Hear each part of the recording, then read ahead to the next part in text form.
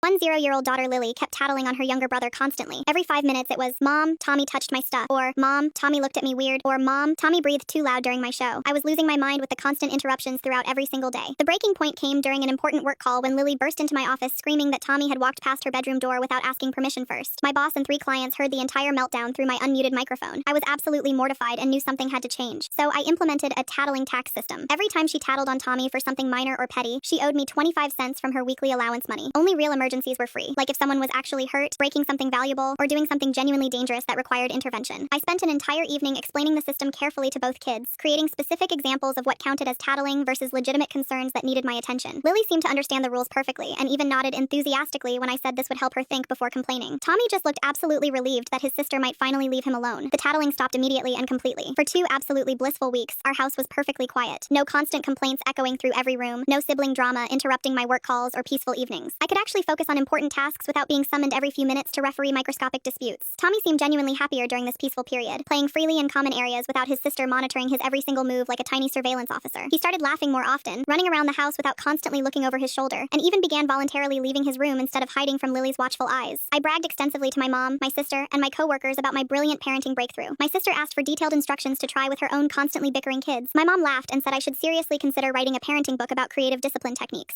I was feeling incredibly proud of solving our biggest household problem so elegantly, but after those perfect weeks ended, Tommy gradually started acting increasingly strange and withdrawn. He'd visibly flinch when I walked into rooms and kept asking completely random, anxious questions like, "Are you mad at me about something?" or "Did I do something wrong today?" When I asked what was specifically bothering him, he'd just mumble, "Nothing, never mind," and quickly run to his room. At first I assumed he was just adjusting to having less daily conflict with his sister. Kids can